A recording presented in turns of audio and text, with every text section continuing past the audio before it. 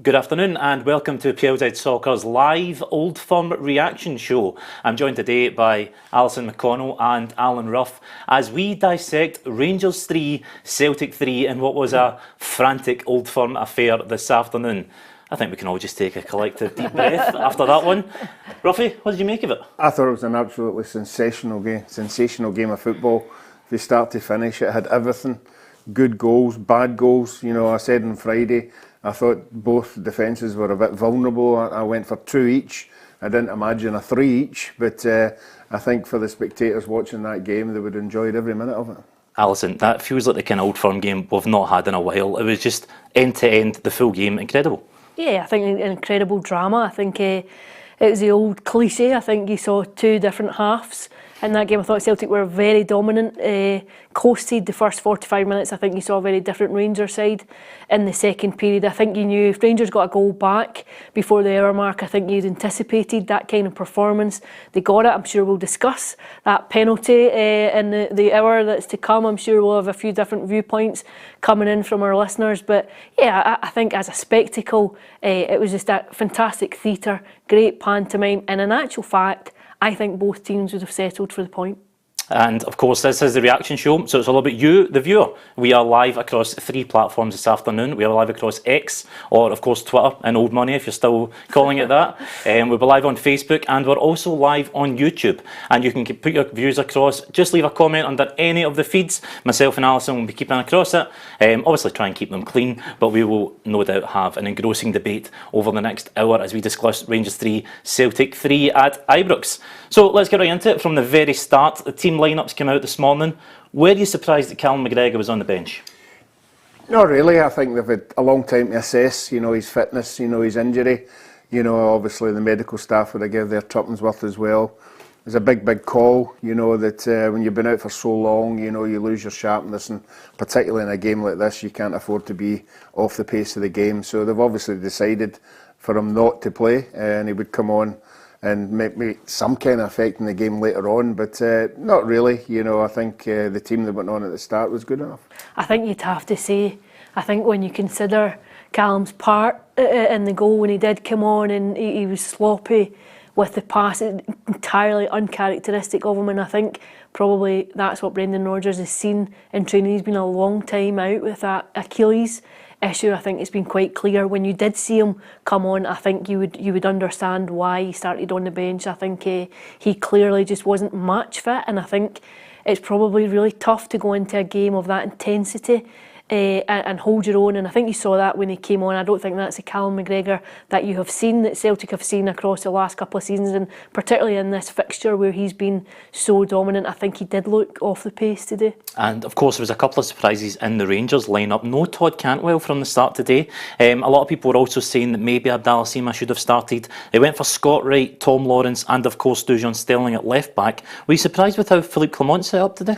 I was. Interestingly enough, we had broached that subject of Sterling just playing there earlier in the week. Matthew Lindsay had been on, and we'd spoken about it, touched on it too on Friday. So I wasn't overly surprised at that one. I think it's quite clear that Borna Barisić's time at Rangers is probably coming to an end now, and I think that was reflective in the starting lineup. I was surprised at Scott Wright, and I think what you did see in that first half was all the joy that Celtic had came down that side of the flank, and they had repeated incursions in behind. I think Celtic will kick themselves at some of the chances that they passed up in that first half, because they could have put the game to bed before it got to the interval. I think when they go back and analyse it, they'll look and they'll think that Rangers were there for the taking in that opening half, and they'll be irked to come away with a point. Overall, I think probably pleased to settle for the point given the frantic nature of how it concluded. However, I think in the first half they could probably have turned the screw a bit on Rangers. Yeah, and we will come on to that. Of course, there is an early comment here from Blue Nose on YouTube, wonder what team he supports. What a great advertisement for the Scottish game, and I think it really was an incredible afternoon that started off after 21 seconds in what was the most bizarre fashion that I don't think anyone could see coming. No, and I don't think us sitting in the studio would appreciate the weather. I think the players done remarkably well. The gusts of winds out there were 60, 70 miles all over the place. I think that played a wee bit the first goal. I think Tavernier thought the ball was going to go through to Jack Butland, but it never, and he never reacted quick enough. It was a bit of a freak. He tried to put it out for a throw-in, but it hit off Maeda.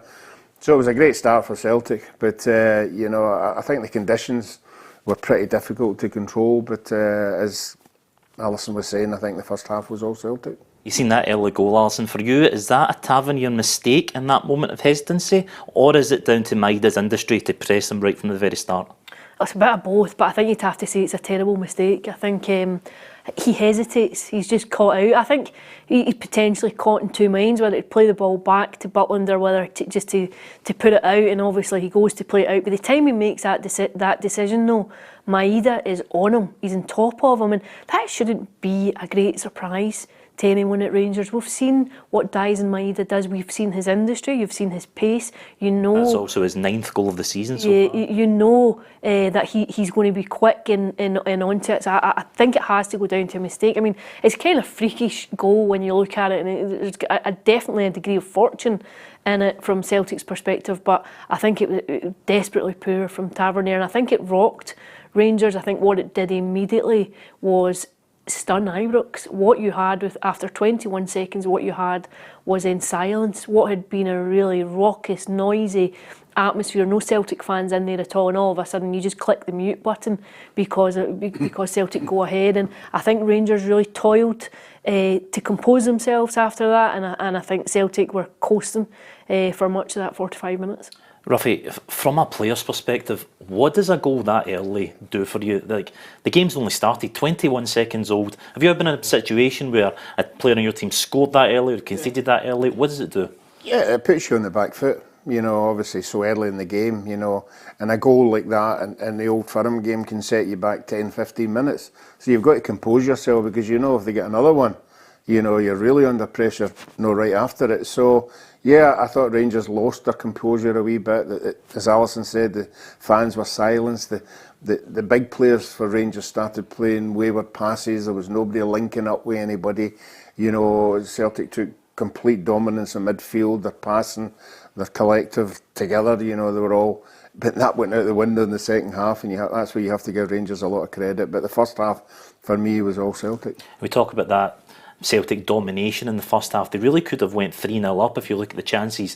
Daizen Maeda had another great opportunity from the right hand side after 25 minutes, and then the real obvious one, Matt O'Reilly, that header that Jack Butland keeps out, it's an astonishing save. It is an unbelievable save. Fortunately, if the English manager was watching him, so that'll just help him, obviously. I thought the save from Maeda was just standard save, you know, but that one in particular, you have to say, in all fairness, although Rangers did play particularly well in the second half, if that had went in, I thought that would have been game over. Do you think Celtic will look at those chances in between the first and second goals and think we could have really turned the screw here? This is when we were on top. I don't think there's any doubt. I think there's no question about it. I think they were very relaxed. I think the momentum going into the game and the narrative prior to the game, I think, was that this was a game that Rangers were expected to win. I think a lot of people anticipated a Rangers victory. I think many observers felt as though it would be close, but that Rangers would come out on top. And I think Celtic seemed to revel in that in the opening exchanges. What you saw was a very confident, very composed side. You know Brendan Rodgers' record in this fixture, a very dominant manager, and I thought that came across in just how Celtic controlled that first 45 minutes. But I think 2-0 is an odd scoreline to go in. It's a difficult scoreline to try and protect, because you know that one goal back just flips it entirely, and that's what you saw. I think there's no question that when they were on top, they really had to put the game to bed, and I think when they go back, take a look back and analyse it, they'll feel as though it was a chance lost at times, because had they gone in 3-0 to the good, I think you are saying it's probably game over, and it wouldn't have allowed Rangers a foothold really to get themselves back into it. But as far as just looking on the feed just now, and certainly the penalty call, the Rangers penalty call, is causing quite a bit of division, as I think it might have been. But I think that was a pivotal moment in the game. That's a moment that turns it, because without being able to force themselves back into the game, then I think Rangers would have struggled just to really create anything. I think what you saw in the first half was that so many chances were coming through set pieces rather than through open play, and I think the penalty just opened the game up entirely. Well, of course, it was a game of 2 penalties. First one coming in the 33rd minute for Celtic. A penalty for you? Yeah, I think it was. Yeah, I think there's no doubt. I think Goldson's his elbow just goes towards the ball. I think it's fairly clear. I don't think there was any ambiguity about it. And yeah, I think in terms of the call, it was the right decision. And in terms of the penalty itself, it was very composed, very calm. In a cauldron like Ibrox at that point, I think Matt O'Reilly might have been the coolest man in the park at that stage. Ruffy, a definite penalty for you as well? Yeah, I think we've got to give VAR a bit of credit this time. We're always having a go at them. I certainly didn't see it in the first reaction of it, and the referee never saw it either. So VAR's pulled it up, and once we've had a look at it, yeah, it does hit his elbow. Unfortunately for Conor Golson, it's not the first time it's happened this year. I mean, he's got away with quite a lot, you know, sort of handballs, not deliberate handballs, but you know, for some unknown reason, he always seems to be there. It always seems to be him, and I don't think he had any complaints about this one. And as Alison was saying, Matt O'Reilly, maybe the coolest man inside Ibrox. What is it like from a keeper's perspective when someone just dinks you like that? Well, I was watching Jack Butland at the penalty, and he actually went behind the line. You know, this must be a new thing, a new tactical thing, you know, to put the penalty kicker off, whether it does or not, you know. But he's obviously decided that's where he thought he was going to put it. But I think when you're under pressure, I think the safest route is down the middle. The only thing you're going to get caught with is maybe the goalkeeper's foot dangling out. But I think Jack Butland had really committed himself to that corner, and it made it look a wee bit easier. Yep, and Celtic dominant in that first half. Really, the high press. It was summed up by a double Joe Hart save just on half time. Fabio Silva, it goes straight through. Hart spreads himself really well. Yeah, he did particularly well. That was a crucial save, although Jack Butland had done one at the other end, but just before half time, you know, and it was actually, you know, he spread his sail, as you said, particularly well, but he's good at that, you know, and that would have made the Celtic dressing room at half time an extremely confident dressing room. They'd be analysing. Rangers hadn't, that was the only thing Rangers had created, obviously the Golson header earlier on, it went over the bar, but you know, I think the Celtic dressing room wouldn't have seen what the second half was going to bring with the dominance they had in the first. Just a comment from DMC here on the feed. Again, comment on YouTube, on Facebook and on Twitter if you want to get involved with the panel here today. DMC, I'm a Celtic fan, I'm gutted, but a great game and would have taken a draw before. No complaints with VAR rather, either. And Celtic fans at half-time, did they think we've got this wrapped up? I think Celtic fans would have been delighted at half-time. I'm not sure how many would have seen it coming.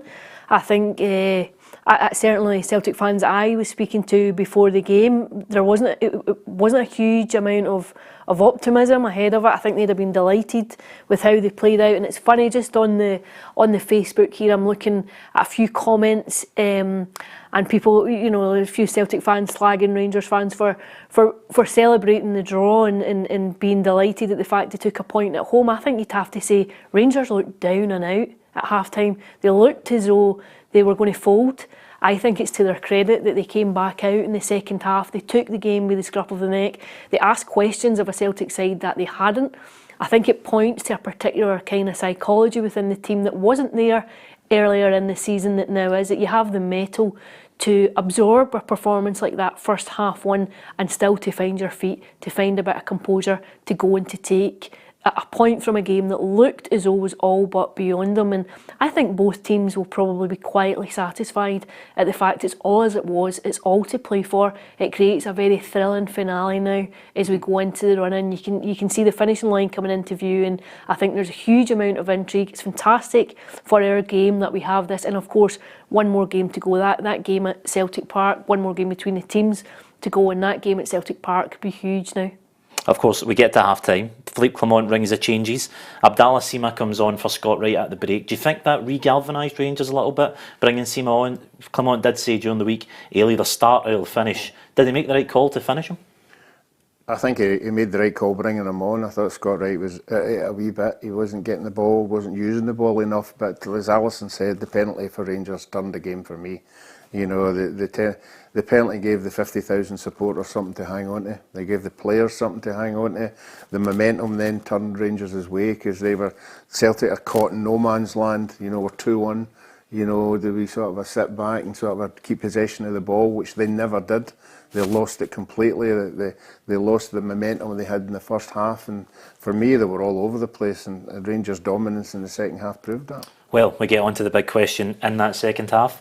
Rangers penalty, was it a penalty? I'd need to see that another 20 times before He actually goes down very easy. Been doing that a lot of the first half. You know, he's that kind of player.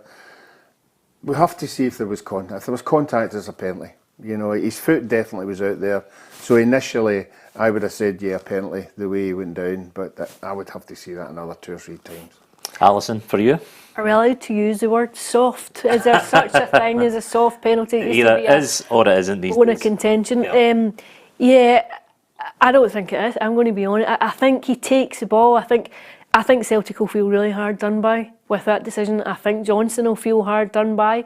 There's an argument Rangers might suggest there's a bit of karma coming into play given what happened at the end of December. But for me, I could see why Celtic would be irked at the concession of it. I think he goes across him. I think he takes the ball, and I think Silva himself, you know, he could have won an Oscar at one point for the way he went down and rolled around 47 times when he'd barely been touched. It was quite embarrassing at times, like how easily he was rolling about, and I think he made the most of it. I think the way he goes down suggests that he goes down far too easily, and for me, although there's contact, I just don't know that there's sufficient contact to warrant a penalty.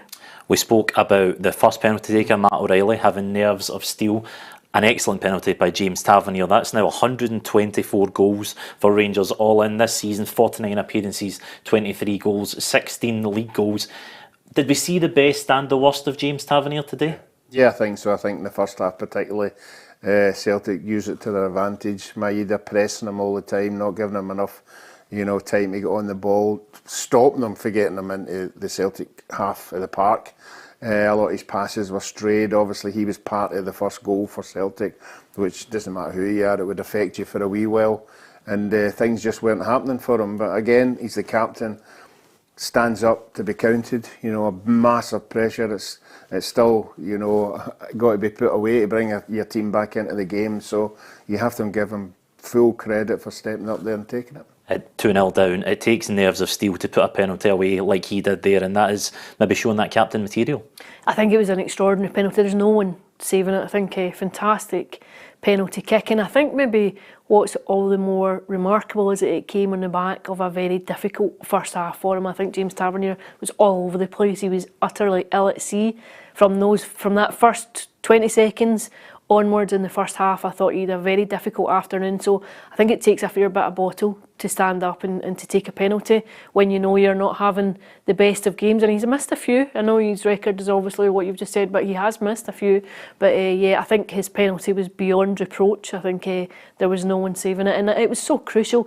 For me, that's what that turned the game. I think if Rangers hadn't got something early in the second period, then it becomes Celtic's game to hold, to see out, just to keep a control over it. I think that goal changed the complexion of it entirely. It just opened the door to Rangers coming back, and it asked questions of Celtic in a way that they just hadn't been able to in the first period. A few disagreements on the feed here with yourself about whether that was a penalty for Rangers or not. Some people saying it's a definite penalty. Others, Tommy Smith here, never a pen, was a total dive. So it's very much split in opinion, this penalty, the Fabio Silva one. I think you might find that much of that decision comes down parochial and tribal lines here.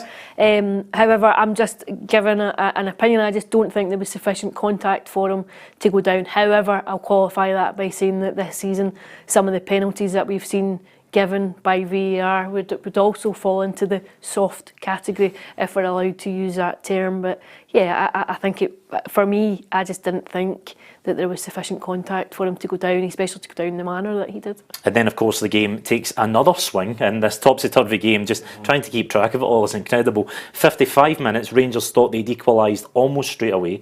Cyriel Dessers bundles it in from inside the box. It's then pulled back for a foul in the build-up by Tom Lawrence onto Mokiawata. Was that a foul for you? Oh, it was a foul, definite foul, but You know, I think Beaton would be happy that VAR took that out of his hands, you know, the way the publicity he's been getting, you know, because he obviously let play go. So again, VAR has given him a bit of help there to go and look at it, and that you have to just decide, is it a foul or a no foul? And for me, it's a foul, so you have to bring it back. A foul for you, Alison? Yeah, I think so. I think it probably was. And John Hall here on our feed saying that every VAR decision within the game was correct. He felt as though the referee and VAR got it spot on. I'm sure that might create quite a bit of debate, not just today, but across the next week, where we'll dissect this, every single decision to death, I'm sure. Yep, and Rangers getting to 2 each for a brief moment, then getting to take back off them again. Rangers, at that point, really on the upswing, the momentum is with them, and they're now pushing on towards trying to get that equaliser. Yeah, of course, and I think Celtic looked as though they had steadied it for a point, and then they introduced McGregor just after the hour mark, 63, 64 minutes, when Yang and McGregor come on, and I think that was maybe just to try and get hold of the ball, trying just to find their feet again in a fixture. And obviously it's when you consider the environment that you're playing in front of a very vocal home crowd, 50,000 people, you don't have any of your own support in, the momentum of the game has shifted so considerably, you get 50,000 people roaring a team on to go and get a leveller. I think you needed calm heads, and I think that was a decision obviously to bring McGregor on. I'm sure it had maybe been a strategy prior to the game kicking off. We know that he's maybe compromised in terms of full match fitness if we can get something out of him, and he's been such a key player in this fixture for Celtic down through the years. But I think you would have to dissect the game and have a look at it and say Callum was probably off the pace, certainly in terms of what you've come to expect from him within the game. I think the pass was very uncharacteristic of him, and I think it's just reflective of how long he's been out for. Yeah, it was an interesting decision by Brendan Rodgers to bring Callum McGregor on at 64 minutes, obviously 2-1 down at that point. Was that just a move by him to try and get a bit of control in the game? No, that had been discussed before the game. You know, they would have known exactly what he could get out of the game, and certainly, you know, the last 15 minutes would be something a player of his ability should have been able to do. As Alison's touched on, it is uncharacteristic to play the ball across the face of your goal and to play it short. It's not like him. It's not his kind of play. I just thought the Celtic midfield lost control of the game. You know, O'Reilly had done his bit, you know, in the first half, and they just got further and further back, and there was nobody in the midfield to sort of grab a hold of the ball and say, look, I'm going to make passes. And even when they were hitting it up front, you know, it wasn't sticking. It was just coming right back again. And, you know, I just thought Celtic just tried to see out the game, which it never happened. Just before we get to the fourth goal, that Abdallah Sima equalised for Rangers, Adam Idah on as a substitute, he had a great chance where he ran round Goldson, basically took him on the floor, and then it was one-on-one with the keeper. He may have been able to square it across the box and went on his own. Another pivotal moment perhaps for Celtic, could be 3-1. Yeah, he could have picked out Yang, I think it was, just almost at the back post, and I think he went for glory rather than went for the easier pass, and the chance was lost. And then it just invited, Celtic, I think, throughout that second period just seemed to invite pressure all the time. They just seemed to invite it from Rangers. It was in stark contrast to the opening period where they seemed very composed in the ball. I think what you saw in the second period is that they were hustled, they were harried, they looked anxious on the ball, panicked at times, and I think that was maybe just indicative just of a lack of composure in the final third at that moment. And then of course inevitably, as you could see coming, I think you could sense that there was a leveller on the cards, and subsequently it came just a few minutes after that chance, almost 2 minutes or something, I think. Yeah, Abdallah Sima getting the equaliser to make it 2-2 in the 85th minute. As we've discussed there, Callum McGregor giving the ball away. Do you think Brendan Rodgers would regret that decision to introduce him into the game? Given, I know 2020 hindsight and all that, but will he regret that decision knowing that McGregor gave that ball away?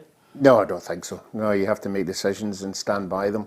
You know, I don't think anybody would have seen Callum McGregor playing that kind of pass, but these things happen in the game. It was just unfortunate. Maybe whoever he was trying to pass it to never reacted to it quick enough, but I think Callum himself, being the professional that he is, will hold his hands up and say it was my fault, you know. And but there was still a lot to be done, you know, after that pass. You know, obviously it was a terrific shot, but I think it was a wee bit of a deflection, wasn't it? I thought it'd come off of Scales. Yeah, I think it's a deflection off either McGregor or Scales. Yeah, I'm not entirely sure. I don't know whether it was going in the net or not, but it was certainly a very, very good strike, you know, in the ball. Maybe indicative of Rangers' momentum at that point. He just takes a shot on and it's going towards goal and it's going in. Yeah, it broke to him sweetly and he hit it sweetly, and you know, I think Rangers deserved it at that moment in time, you know, and they would have thought when that went in, although there wasn't much time to go, they could have still went on and won that game. Sima, the game changer for you for Rangers in that second half, did his introduction really make the switch? Yeah, I think it did. I think it was certainly, I think there was a couple of changes that just changed the complexion of the game. I think Rangers were far more aggressive in the second period. I think not as willing to stand off of Celtic. I think they were shell-shocked by how the game began. I think that goal, 21 seconds in, I think it just put them on the immediate back foot. I think they just seemed rocked by it for much of the first half. I think getting in at the break, making the changes, and just obviously Clement being able to say, you know, you're not out of it just yet, go out, try and get a goal back. And I think the performance that you saw in the second period was how I would have anticipated that Rangers would have started the game, with real aggression, with purpose, with pace, pressing Celtic in a way that you just didn't see in the first 45 minutes, where I think they just struggled to catch their breath and they just seemed ill at sea after the way that the game had started. But yeah, I thought Sima was played well when he came on. I thought he did make a difference. I thought the game passed Scott Wright by entirely. I think so much came down that flank in the first period, down his and Tavernier's side in the first half. But I think Sima definitely made a difference, and yeah, he came in and got his goal. And then of course, just as the Rangers fans had finished celebrating, maybe even not finished celebrating, Celtic run up the park and put themselves ahead again. 87 minutes, Daizen Maeda, great footwork in the box and a low shot past Jack Butland. I don't know how he got that shot away. You know, it just shows you the quality that the boys got. You know, I think the two Rangers defenders tried to shut him down, but he was quick feet and a quick hit. I don't even think Jack Butland saw it coming. It sort of went under him on his left-hand side, which he maybe won't be happy with that. But I think you have to give credit to the striker, because as we spoke about it earlier, when he broke through, it was similar to the one that he didn't pass up, you know, but it's a striker's mentality. I'm in here, you know, I'm going to make a name for myself, I'm going to do it, but he certainly thought he would have made a name for himself with that goal. Yeah, I think everyone thought Celtic had it won at that point. Daizen Maeda, more of a target man, definitely more of a target man than Kyogo perhaps. Kyogo obviously has a great record in this fixture. Do you think Brendan Rodgers will maybe look back at that and think maybe Daizen Maeda should have been in from the start? No, I think just the way that Celtic play, I think Kyogo merited his start. I think Kyogo had a cracking chance in the first period that might have taken the game to 3-0 and just put it to bed. I'm sure that one he'll see again when he closes his eyes this evening. But no, I think Kyogo's record speaks for itself in the fixture. I think he's been such a talisman for Celtic, particularly against Rangers. I think he merited his place. I think Idah was always a player that can come on and change the complexion of the game, change how Celtic plays. Obviously offers a bit more physicality than Kyogo. But yeah, I think Idah, you could say, you know, he's not got a bad record since he's come into Celtic, come in fairly inauspicious circumstances at the very end of the window. Lots of grumbles and groans about Celtic's transfer policy and the fact that this is where their recruitment had led them to. But I think he's come up with some pretty big goals at moments in this season. I think he'll be pleased with his contribution, but I think it was the right call to start with Kyogo and introduce him. And I think where Celtic will lament their failings was defensively and the way the game got away from them in the middle of the park. I think when you go to 3-2 at that point in the game, they needed a bit of composure and they needed just to see the game out. But Rangers remained up for it, and I think you could sense that there would be more chances in the game at that point, even though I think we knew eight minutes to go. I think it was like 10 minutes roughly of the game to go. But I think you knew that Rangers would create at least one more chance. Just picking up on what Alison said there, Celtic go ahead, 87 minutes. Obviously, we expected there to be quite a lot of injury time. Should Celtic still be seeing out from that point, taking that lead? Yeah, I think they should. I say any decent team with quality players should have the ability to know what's happening, know how long there is to go. It's a natural reaction when the board goes up. You know specifically it's 8 minutes to go, so you say collectively, right, let's be strong. But I just thought Celtic lost all their strength in the midfield. They lose their shape as well. I think they ended up with ball players. Yeah. I think they ended up with guys who wanted to be on the ball and making wee passes. Yep. There was nobody going in there like a Scott Brown, or there was nobody making tackles, proper tackles, and helping their back four or the back three at that particular time. I just thought the waves of Rangers, you know, in that last 8 minutes, and I thought Cantwell gives you that wee bit of excitement, it gives you that wee bit of energy, you know, so the Rangers players run about him, started to, you know, bring themselves into the game, and I just didn't think, I think if Callum McGregor had been fit, you know, 100% fit, he would have been the person to get the ball and sort of a look up and make the passes, but there was nobody. No, they were all sort of running about like headless chickens at the end. You know, individually they were all playing, but they weren't playing as a collective bank of four in front of the four. You know, they were all just sort of all, and they couldn't find a striker either. And then Rangers picked themselves up off the canvas once more. 93 minutes. Rabbi Matondo curls one in. Surely after his goal last week, everyone in the stadium knows exactly what he's trying to do. Let's not take anything away from it. It's an absolutely unbelievable, an incredible goal. It is, but if you're in the Celtic camp, you've always talked about that. You've talked about every player in the Rangers team. You've talked about him, just as you were saying there. His strength is getting the ball inside onto his right foot and curling it top corner. And it's not as if he did it a month ago or 2 months ago that you would have forgotten about it. 6 days ago. It's happened. Yeah. You know, so you'd be saying to your defenders, you know, don't let him get on his right foot, push him down the left. But again, you've got to give the guy credit for, you know, manoeuvring himself into that space and taking the ability to do it. I think Yang was sleeping. I think Yang is just caught out. He shouldn't have been in that position. It should have been Alistair Johnson, you know, that it should have been there. Yeah. There's actually an excellent line from Philippe Clement. I think it was his press conference after the game last week, where he said, we specifically worked on this with Rabbi when I got in here. His shooting was wild, and we have really honed in on him putting it in that far corner. And I think you've seen the fruits of that today. In such a pressure environment, in that moment, to be able to look up and pick out that top corner, it's an incredible goal from Matondo. Yeah, fantastic goal.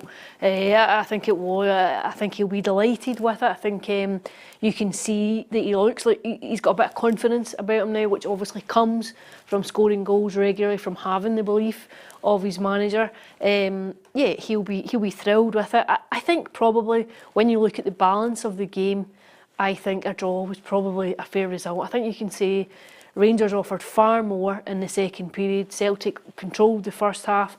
I think what this does now is just frame a very intriguing finale now to the remainder of the season. And it's interesting, Henry Elite has said here, just a brilliant derby. And I think it's two things. I think it maybe takes you back to some of the classic derbies that you saw, maybe just under Martin O'Neill and Dick Advocaat and Alex McLeish, when the two teams were very much of a much. Now, I'm not for a minute suggesting that there is anywhere near the same quality in either side, because I don't think that's the case. But what I do think you see just now is a very even playing field. I don't think there's a huge amount between the two teams. I think they're very similar. I think they've both got real deficiencies there. I think it's really now about who can hold their nerve for the run-in. An interesting comment here from Billy Kay on the YouTube feed. I believe he's a Rangers fan. He said, I would be raging if Rangers failed to win from 2-0 up at half-time. Celtic would be a busted flush in the league after that. I really suppose, what does this do to the mentality of both teams? And if we start off with, who will be happy with that result? I think Celtic would have been happier with the result, basically because I don't think they would want to lose that game. Would you still say that after the game? After the game, yeah, because I think if Rangers had won that game, and we're guessing they're going to beat Dundee, you know, I don't think Celtic would have recovered for that. I thought a lot of Rangers supporters out there going along to that game today thinking if they beat Celtic today, that was just about the league won. They could only throw it away. So with Celtic getting the draw, it's as we are. You know, Rangers are still going to, if they win the game, they're still going to be clear. But as Alison said, Celtic will be saying to themselves, well, we've got the home game now. And I keep going on, and even in the show, about the fixture list. I'm anticipating who's getting the 3 games at home and who's getting the 2 games away, because that is going to be really crucial now that we're looking at the other teams that are going to be in the top 6. I think the Celtic game at Parkhead is going to be so crucial. As Ruffy touched on there, Celtic with the home game next in the Old Firm games. Will they see this as a point gained and be happier with the look ahead now? They'll definitely see it as a point gained, but I'm not so sure about Ruffy's summation there. I think the circumstances of the game and how they got the draw, I think Rangers maybe take more from it. I think the fact that you're down and out, I think you look as though you're gone. I think it says quite a lot about them as a team, about them as a character within the team, to be able to come back from that, to be able to go and be pushing for a winner, to lift themselves when it looked as though the game was gone, I think does speak volumes. I think they'll probably take more out of it because they've come back into the game. I think Celtic will feel as though they threw that away. I think Celtic will feel as though the game was there to be won. They were very much in the driving seat to go and do it. I wouldn't expect that to be a comment that's said publicly in any sense, but I think privately they'll feel as though they let Rangers off the hook. And I think had Celtic come away with the win, even after it goes to 3-2 so late in the game, I think if you hang on and come away, I think it would have been a fairly seismic win in the cold light of day. I would agree. I think both teams would settle for a point, but I just think the circumstances around it are different for both teams and how they got to that stage. Do you agree with that? Do you think that Clement will take a lot from this, knowing that his side were 2-0? Yeah, Alison's right. I mean, any team coming back for 2-0 and not even looking as if they're going to score, at the end of the day, if it ends up 3 each, you're going to go, well, my team was on the ascendancy. But both teams will come out with positive responses, neither of the two of them. No one's going to say this is a bad I don't result. think Brendan Rodgers got, well, he might say, well, at 2-0 we should have won the game, but I don't think Celtic could afford to lose that today.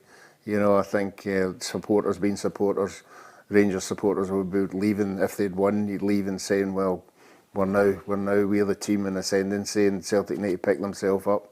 So both camps will come out with something, But I think they'll both be positive. But I agree with what Alison's saying there. When you're 2-0 up, as a Celtic manager, Brendan deep down will be saying to himself, "We should have won that game." Will here on the feed on YouTube said Celtic were the better team in the first half. Rangers were very poor. Second half, Rangers were amazing. Well done, Rangers. I will take the point after that first half. And that seems to be the general consensus of Rangers fans coming back after that first half where they were dominated, and coming back and getting a result seems to be generally pretty positive. And don't forget, you can get involved here across Twitter, X, across Facebook, YouTube, under any of the feeds. You can leave your comment and get involved in the discussion. Just taking a little look at the stats of the afternoon. Rangers 54% possession to Celtic's 45. Rangers with 11 shots, Celtic with 14. Rangers with 5 on target, Celtic with 7 on target. I mean, pretty evenly matched in terms of the possession. Maybe Rangers just shading it, which may be a little bit of surprise given how dominant Celtic were in that first period. Yeah, I think so. I think Celtic will feel as though they created the better chances. I think if you look over the game as a whole, particularly over the first 45 minutes, I think Celtic created another 3 really good chances whereby they had opportunities to go and seal the deal, if you like. I think they'll be irked not to have taken them, and I think what you have seen this season from Celtic is being ill at sea defensively at points, being quite vulnerable, particularly from corners and from set pieces. So I think it's important that you take your chances, that you're clinical in a game like this. And I think they'll feel as though had they taken just another one, those 2 or 3 big chances in the opening period, the complexion of the afternoon might have been better. We touched on it earlier, just to single out a couple of players. Jack Butland, in that first half, he definitely made the difference for Rangers on a couple of occasions with some big saves in front of the England manager, Gareth Southgate. Would Southgate have been impressed with what he's seen? Yeah, I think so. He'd be impressed with the O'Reilly save, and I don't think he did. Him himself, being a professional, might be a wee bit disappointed with the Celtic third goal because it caught him low down.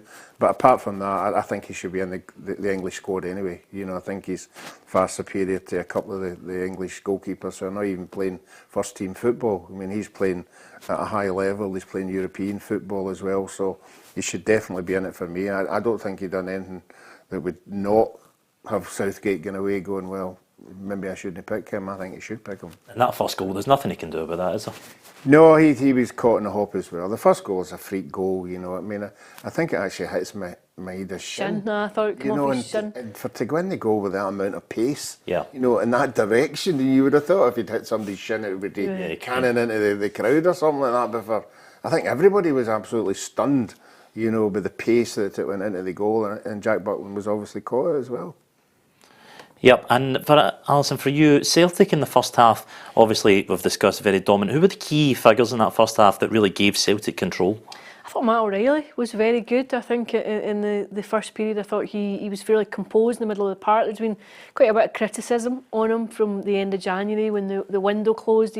I think maybe just because he did such a strong first half of the season, but I thought he played particularly well. I thought Maeda in the first half, just getting in behind Tavernier time and time again, a couple of balls right across the box. If Celtic had more takers, I think they might have been able to turn the screw a bit. But I think just as a collective, Celtic in the first period looked very cohesive. They were pressing Rangers all the time. Never gave them a minute on the ball. Full of energy, full of running, and a lot of conviction about that performance. I thought Hatate was very good too. I thought Hatate was excellent. Again, a player who's just come back. He obviously played against Livingston last weekend, but I thought Hatate and O'Reilly, for me, for Celtic in that first period, were the standouts. Then when you go into the second period, I think it's a different game entirely. I thought Sima definitely made a difference when he was introduced and came off the bench and just gave Rangers an element of solidity that they hadn't had on a flank that looked very exposed. It's interesting that maybe this game acts as a little bit of a precursor to the next Old Firm game at Celtic Park, just when both squads are starting to get back up to full strength again, and those players who maybe are 60-70% today might be up to 100% at Celtic Park. We could be in for some game. Yeah, I think both teams will have players back at 100%. I think it'll be a very, very crucial game. Celtic will say we've got 60,000 supporters behind us, which will be an advantage. As Rangers said today, it should have been an advantage, and it was an advantage later on in the game when they were pressing. The crowd were oozing them on. So I just think it's going to be a really, really good game. And as we've seen now, these games can go either way. It's all about momentum. I think it's always important, who gets the first goal. Celtic got it the day, knocked Rangers off their stride, knocks the supporters off their stride.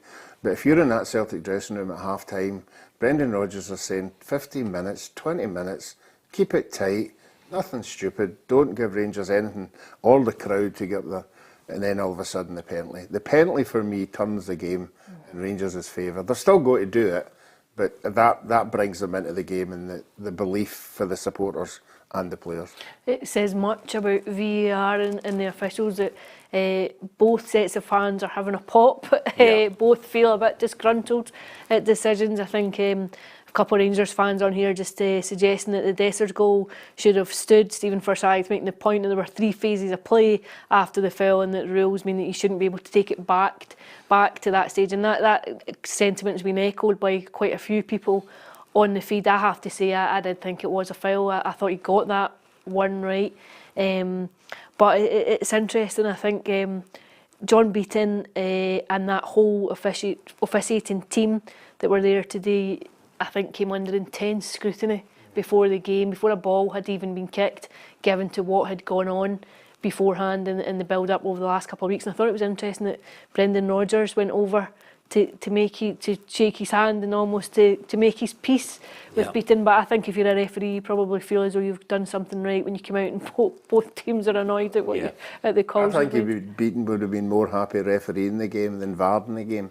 Because the VAR man's the man who's going to get it, particularly that one. The goal being disallowed and being pulled back, I don't remember it happening a lot, but I remember it happening. Was it at St Mirren? St Mirren, somebody fouled somebody in the halfway line, and St Mirren went on and scored the goal, and they pulled it back. I don't think it happens very, very often, but if we're going to use VAR and they get it right, then fair enough. Yep, that's what it's there for. Talking about Brendan Rodgers briefly there, his Old Firm record now 16 games, 12 wins, 3 draws, 1 defeat. Still a very impressive record in an Old Firm. Still unbeaten this season, of course. Is he still the man to beat and when it comes between the two managers? No, I don't think so. I think it's great to have that kind of record as a manager, but at the end of the day, once the players go over that white line, it's up to them. Managers do make tactical decisions, but I think today, as far as Celtic was concerned, I don't think the tactical decisions helped them. You know, O'Reilly coming off, I don't know if he just ran out of steam or was he injured or whatever. But the decisions that Celtic were making weren't making them better. For whatever reason, the decisions he was making was trying to hold on to the game because the momentum was all with Rangers, and you have to say it never worked. There's a lot of Celtic fans on the YouTube feed very confident that Celtic will beat Rangers in the next Old Firm derby at Celtic Park.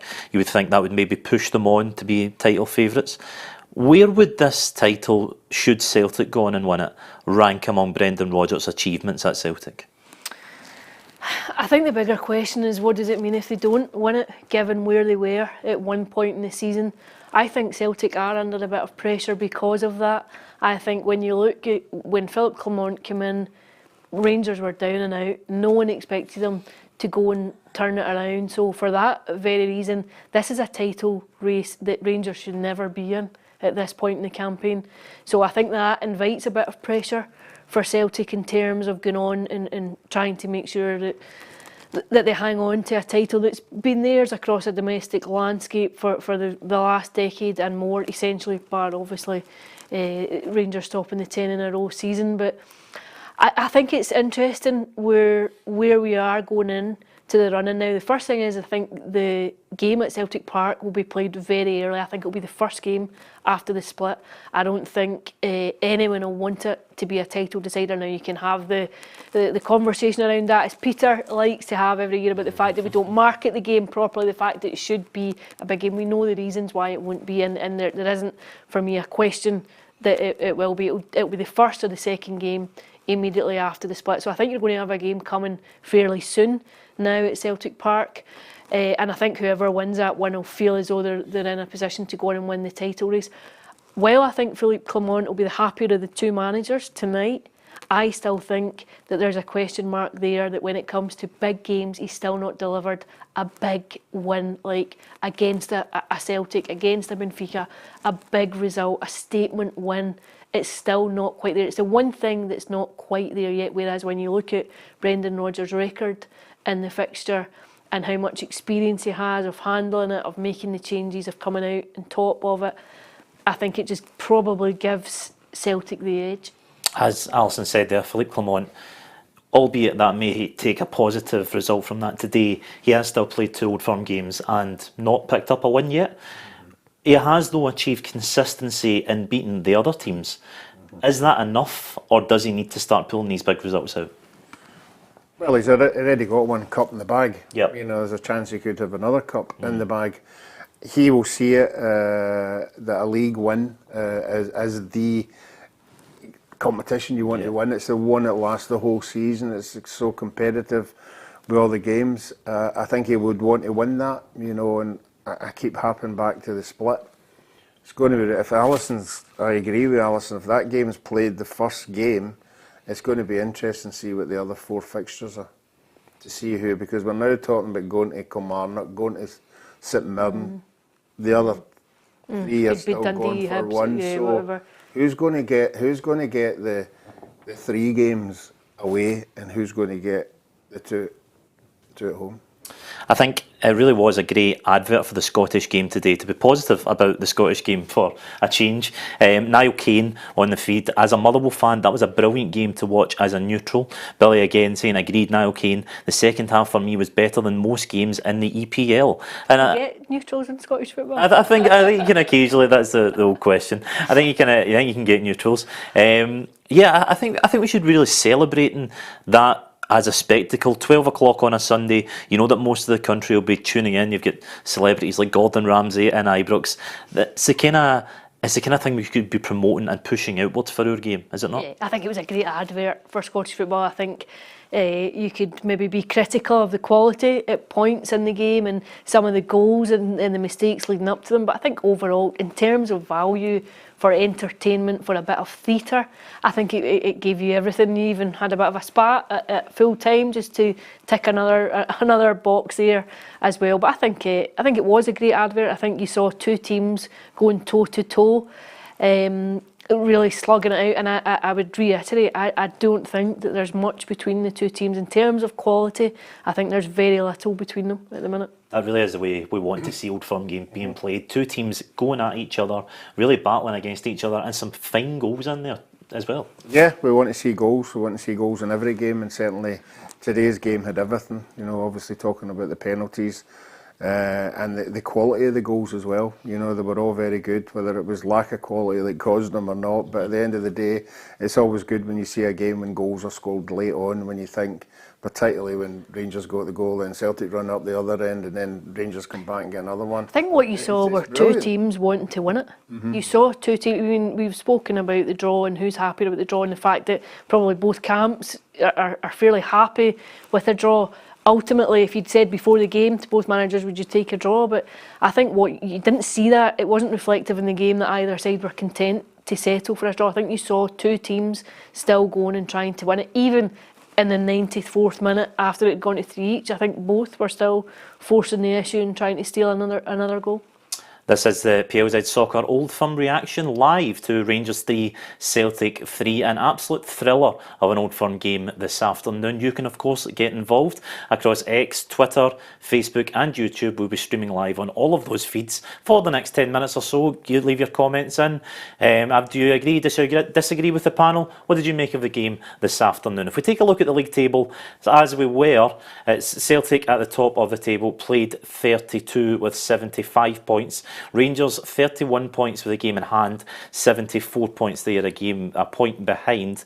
If we look at the upcoming fixtures, Rangers now away to Dundee during the week, away to Ross County next weekend, and then of course that Hearts Cup semi-final coming up. Celtic have St Mirren at home next weekend, and then Aberdeen in the Cup semi-final.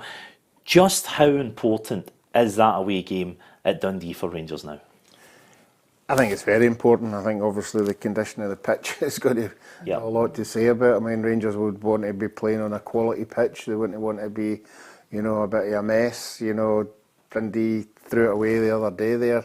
They will make it very, very competitive. But I think with Rangers playing the way they played at the end of the game today, we'll go up there with a lot of confidence and think they can win that. Dundee, of course, still got points to play for this season.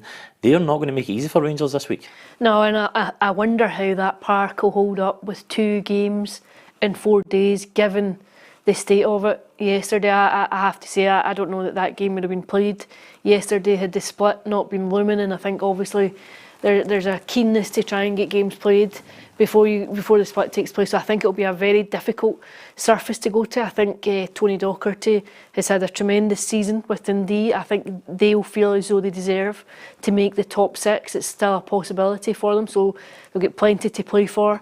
I think they'll look to make it as awkward as possible. I think it's one of those games that there's a danger from observers to count that as points banked. You think Rangers have a game in hand at Dens Park, they should come out, they should prevail, they should win it. These are all hypotheticals. The fact is you have to still go and do it. And I think it won't be easy, but it'll be an awkward fixture for them. I think you would anticipate that they would come through it, go back to the top of the league, then ahead of the split taking place. But it's a tough game for them, and then I think Rangers have got Ross County away as well. 2 hard fixtures against teams that still have live. It wouldn't have been the 2 Clement may have picked if he could handpick them. Ross County fighting for their lives, Dundee fighting for a place in the top 6. These are teams that have got a lot still to play for. They'll be wanting to make life as awkward as possible for Rangers. From a player's perspective, how difficult is it to, after you've had this massive game at the weekend, that all the build-up everyone's been talking about, you then get a game 2 or 3 days later to get yourself back up, to get yourself back in that mindset of this is just as important, it's worth the exact same amount of points? No, as I said a couple of minutes ago, I think the momentum and the play that Rangers played at the end of the game would give them all, encouragement. Obviously they'll have to be man-managed. I saw Golson coming off. I don't know if he's got a bad injury or not. They might have to reshuffle a couple of players. As Alison said, it's not going to be an easy game, but with the history you would expect Rangers to win that one. So stranger things have happened at the end of the season when we think there's going to be a certainty and something crops up. But no, I think Rangers will go into that game against Dundee positive and think that they could win it. Kerry Pollock was out there at Ibrox this afternoon. We hopefully should be able to hear from her before the end of the show. She's just speaking to Philippe Clement and Brendan Rodgers at the minute. Celtic, their next league game before the split is St Mirren at home. You were out watching St Mirren yesterday. What are they coming up against next week in Steve Robinson's men? Yeah, well, the first thing is that St Mirren have made the top 6, so the pressure's off for Stephen Robinson's side. Obviously, they lost to Hearts yesterday, but they've made the top 6. St Johnstone's win over Hibs obviously facilitated that consolidation of a top 6 place for the second successive season, and I think they'll be looking to enjoy the last couple of weeks of the campaign. I think there'll be a feeling amongst St Mirren that last term when they were in this position it fell off a bit, like they never quite managed to go and force any fight for a European spot. I think that will be the ambition now. I think he'll be really keen that they don't just take their foot off the gas and think we've made top 6. I think he'll want to keep on going. However, you would say Celtic should be expected to come through that one. They should be expected to bank points, but I think over the course of the season, it's been a very staccato campaign for Celtic. Over recent weeks, you've seen a wee bit of fluency building up. I think they'll be really keen just to keep momentum going, just to keep banking points, because neither team can afford a slip at this point now. And of course, Ross County away for Rangers in their last game at the weekend after that game in hand. Not an easy place to go up to Dingwall when they really need to keep winning. Yeah, I mean, Ross County on their day will make it difficult for anybody, particularly up there. You know, conditions play a big part in it as well. It's not a great surface, and you know, but again, you know, would expect a really good Rangers team going up there should win that one. You know, but Ross County are fighting for their lives as well, so it'll be a tough one. But it'll be up to the Rangers players to stand up and be counted. As you've said, obviously on the show as well, it's all about the way these fixtures pan out. Who's going to be at home? Who's going to be away? Who's going to get the tricky away day games such as Rugby Park? Do both teams approach it like we have 5 cup finals here? We really need to just go and give everything and leave it all in the park to the end of the season. Yeah, I mean, he's probably been saying, both sets of teams will be saying that to each other. You know, there's still a lot to play this year. Obviously, both of them are still in the cup as well. You know, the pool will play a big part of it. You know, the players that are coming on and whenever they're needed. So that'll play, I think, a significant part in the end of the season. But I'm just interested in how they work the split. Does it work it if you played somebody 2 away, then you can't go there again? Now, you don't expect, I think we would all expected Aberdeen and Hibs to be in the top 6. So does it matter when you played them, who you played during the season? Hibs have still got a slim chance of making it. I think they try and balance it out, but there is anomalies at times where you have someone having to go to traditionally, or historically rather, there have been points where someone's had to go to Pittodrie 3 times or Dingwall 3 times. I think you need to wait to see what the conformation of the top 6 is and then work out whether or not there can be a repeat of that. And like you said, there are good teams in that top 6 this year. Hearts, Kilmarnock performing valiantly throughout the season. Do you think other teams will have a say where this title race goes yet? Certainly there's a possibility of that, judging just on the evidence of what you've seen across the season to date. Hearts have beaten Celtic twice. Kilmarnock have beaten Celtic home and away. Kilmarnock have beaten Rangers at Rugby Park too. So certainly on the Motherwell, who won't make top 6, but well, look unlikely of making top 6, but Motherwell also going to Ibrox and winning. So what you've seen is elements of inconsistency from Rangers and Celtic over the course of the campaign, so I wouldn't rule it out. What I do think the run-in almost becomes is a test of nerve. This is when the pressure is really on teams, when it is so tight there is no margin for error because any slip now can be penalised by the other team, and I think sometimes playing under that kind of pressure can be very difficult for certain players to cope with when it's not going well. It can be difficult for fans to cope with. You sense an edginess to games that's not there when you have the buffer of a cushion. Sean Cochran on the YouTube feed here. He says, get fans back in, it's been too long. I think it's a debate we've been having all season, and obviously it came to the agreement of the 5% rule from next year. I think you've seen it again with that early goal, the deafening silence of Ibrox when that went in.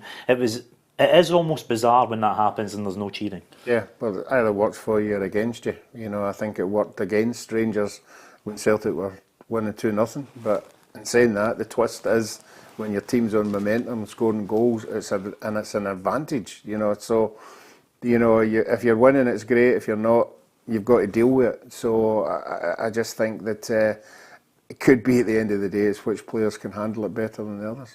I think we can maybe hear from Kerry Pollock now at Ibrox. Kerry? Hi, Blair, how are you? How are you doing? You were there at Ibrox this afternoon. Unfortunately, we can't record Brendan Rodgers at the minute due to an ongoing dispute. But what did he have to say after the match today? Well, as you can imagine, it was absolutely crazy here at Ibrox this afternoon. Brendan Rodgers said what a fantastic game to be involved in. Disappointed, obviously, Celtic couldn't extend their lead in the second half after a fantastic display. 2 goals, they just couldn't get that third or fourth to get their full grip on the game. I felt they fell away a little in the second half.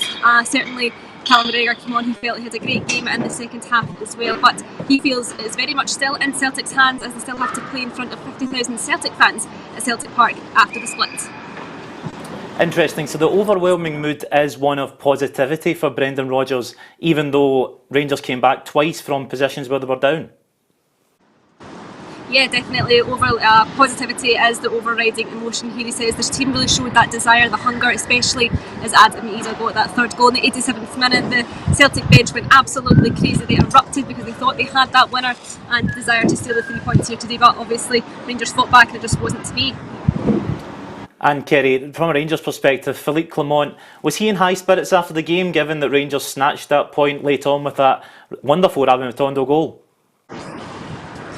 Yes, he actually was someone I'm trying to battle with the wind here in Ibrox. Philippe Clement says, mentally and morally they felt like they won the game today, Rangers, after coming back. He went in, obviously they were 2 down at half-time. He says he went in at half-time, spoke to his team and told them he didn't recognise them. That's not the team that he's been working with for the past 5 months, and he felt the players really took that to heart, and it showed on the park in the second half. Rangers certainly displayed a more dominant display in the second 45, and he is more than happy that they were able to claw back a point here today. And Kerry, just sum up if you can, the shift in the atmosphere. We heard it on the television, of course, when Rangers were 2-0 down at half-time. The fans really voicing their frustration to the end of the game. Were it much more positive in the ground? Yeah, well, I would imagine the heart rate was especially high as we were approaching full time here. They certainly made their frustrations known in the first half. You're right, Rangers misplaced a few passes and the anger was evident amongst the fan base. In the second half, I think I would say that the fans really played the 12th man, definitely having that energy, having that atmosphere, spurring the players on. As Rangers scored their goals, you could feel the energy lifting. Almost, it's a silly thing to say, Blair, but I think if there was a couple more minutes, Rangers were more likely to get the winner than Celtic. Kerry, thank you very much. I'll let you get in out the wind. Thanks a lot. Thanks, Blair. Kerry Pollock there, live from Ibrox after today's Old Firm derby. We're almost finished here on the PLZ Old Firm Live, Old Firm Reaction. You can keep having your say on the YouTube feed, on the Twitter feed, on the Facebook feed. Just keep leaving your comments on what you thought of today's game. Just one final question for both of you. Where does it leave us in the title race? And after to that, who's your title favourite? I think, as we've discussed, I think there's still some wee twists and turns. I don't think both defences are confident enough to go to like Tynecastle or Kilmarnock or St Mirren. So I think, as you've just heard there, the Celtic seem to be pinning everything on the Parkhead game, you know, where they seem to think that's going to be the turning point, but we'll have to see when that is going to be. Can I push you off that fence for a title winner, or are you staying firmly in the... It's a difficult one, because of course if you'd asked me after 45 minutes of the game the day, I'd have said Celtic. Yeah. At the end of the game, I'd probably say Rangers momentum, but you want me to win? I'll go.